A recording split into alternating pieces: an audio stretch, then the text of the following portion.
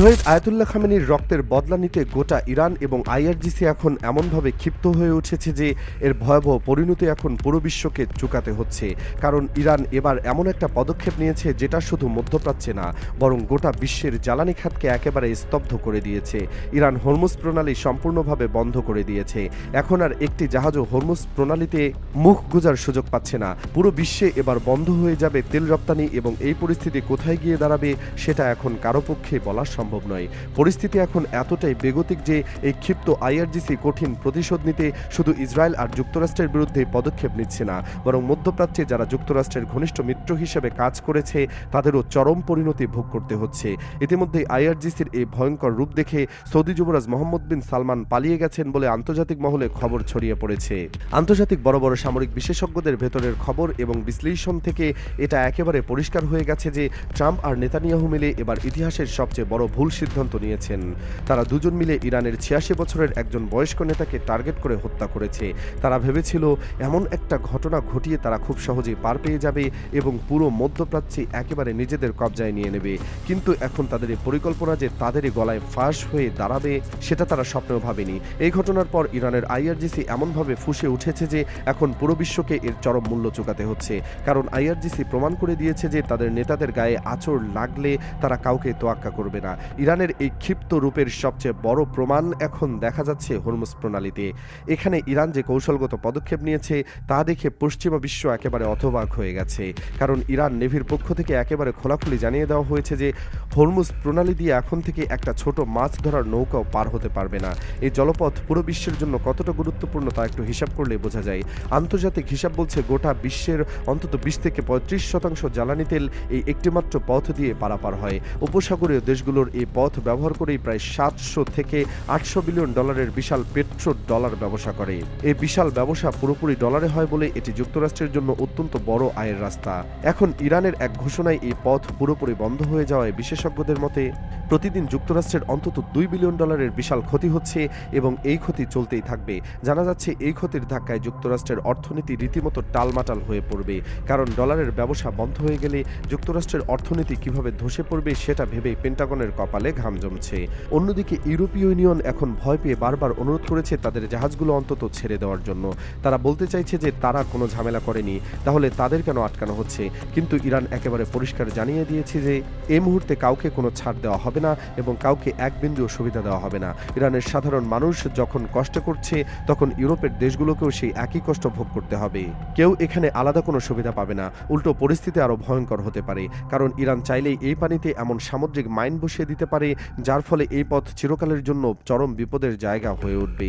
ইরানের এই কৌশলগত পদক্ষেপ পশ্চিমাদের কপালে এখন গভীর চিন্তার ভাঁজ পড়েছে।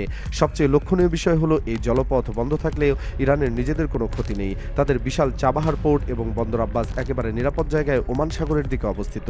সেখান দিয়ে ইরান খুব সহজেই নিজেদের সব মালপত্র আনা নেওয়া করতে পারছে। অর্থাৎ নিজেদের পুরোপুরি নিরাপদ রেখে পুরো বিশ্বকে ইরান এমন এক ফাঁদে ফেলেছে যেটা ট্রাম্প প্রশাসন এখন থমকে গেছে। এতে করে পুরো বিশ্বে তেল রপ্তানি বন্ধ হয়ে গিয়েছে। এক ভয়াবহ তেল সংকটের মুখোমুখি দাঁড়াতে হচ্ছে সবাইকে। পশ্চিমা বিশ্ব এখন বুঝতে পারছে যে তারা কাদের সাথে পাঙ্গা নিয়েছে। তেলের দাম আকাশে উঠে গেলে পুরো পশ্চিমা দুনিয়া কিভাবে চলবে সেটা ভেবেই এখন সবার মাথায় হাত পড়েছে। অন্যদিকে যুক্তরাষ্ট্রের এত বড় সামরিক শক্তি আর অহংকার কিভাবে এক নিমিষে ভেঙে পড়েছে তার সবচেয়ে বড় প্রমাণ মিলেছে মধ্যপ্রাচ্যের সামরিক ঘাঁটিগুলোর বর্তমান অবস্থা দেখলে। আন্তর্জাতিক সংবাদ মাধ্যম তাসের সর্বশেষ রেফারেন্স অনুযায়ী কাতারের আল উদেইদ এয়ারবেসে ইরান একেবারে নিখুঁত ড্রোন এবং হাইপারসনিক মিসাইল দিয়ে বিশাল হামলা চালিয়েছে। আল উদেইদ এয়ারবেস হলো মধ্যপ্রাচ্যের যুক্তরাষ্ট্রের সবচেয়ে বড় ঘাঁটি। কাতারের আল উদেইদ এয়ারবেসের পাশাপাশি ইরান সৌদি আরবের প্রিন্স সুলতান ঘাঁটিতেও ভয়াবহ আঘাত এনেছে। অন্যদিকে সৌদির এই প্রিন্স সুলতান ঘাঁটিতে ইরানের ওপর বড় আকারের হামলা চালানোর পরিকল্পনা করে যুক্তরাষ্ট্র। তাদের সব তেলের ট্যাঙ্কার আগে থেকেই এক জায়গায় জড়ো করে রেখেছিল। কিন্তু আইআরজিসির নিখুঁত ড্রোন আর হাইপারসনিক মিসাইল ঠিক সেই প্রিন্স সুলতান ঘাঁটি সহ মধ্যপ্রাচ্যে থাকা যুক্তরাষ্ট্রের মোট ৫টি ঘাঁটিতে একযোগে চরম আঘাত এনেছে। তাসের রিপোর্ট একেবারে স্পষ্ট করে বলেছে এই সামরিক ঘাঁটিগুলোতে ইরানের চালানো ভয়ঙ্কর হামলা যুক্তরাষ্ট্রের অন্তত ২০০ জন সামরিক সদস্য নিহত হয়েছেন এবং আরও প্রায় ৭০০ জনের মতো সদস্য মারাত্মকভাবে আহত হয়েছেন। এই ঘটনা এখন পুরো বিশ্ব জেনে গেছে। যুক্তরাষ্ট্র হয়তো সব কথা লুকাতে চাইছে, কিন্তু দুনিয়ার সামনে এখন সব পরিষ্কার। ট্রাম্প প্রশাসন বিলিয়ন বিলিয়ন ডলার খরচ করে আকাশ প্রতিরক্ষা ব্যবস্থা তৈরি করেছিল, তা আইআরজিসির মিসাইলের সামনে একেবারে অকার্যকর প্রমাণিত হয়েছে। যুক্তরাষ্ট্রের $1 বিলিয়ন থার্ড ক্ষেপণাস্ত্র, $8 মিলিয়ন প্যাট্রিয়ট মিসাইল এবং একেবারে অকেজ প্রমাণিত হয়েছে। এদিকে এই পরিস্থিতিতে সবচেয়ে বড় চমক দেখা গেছে বাহরাইনে। সেখানে যুক্তরাষ্ট্রের ঘাঁটিতে যখনই ইরানের মিসাইল নিখুঁতভাবে আঘাত এনেছে, তখনই সাধারণ জনগণ খুশিতে উল্লাস করেছে। তারা রাস্তায় নেমে ইরানের এই বিজয় উদযাপন করেছে। এই দৃশ্যই পরিষ্কার বলে দিচ্ছে সাধারণ মানুষ এখন ইরানকে সমর্থন করছে এবং তারা পশ্চিমাদের খবরদারি আর মেনে নিতে রাজি নয়। এবার আসা যাক সৌদি আরবের কথায়। মধ্যপ্রাচ্যের এই দেশটি বারবার পশ্চিমাদের সাথে হাত মিলিয়েছে।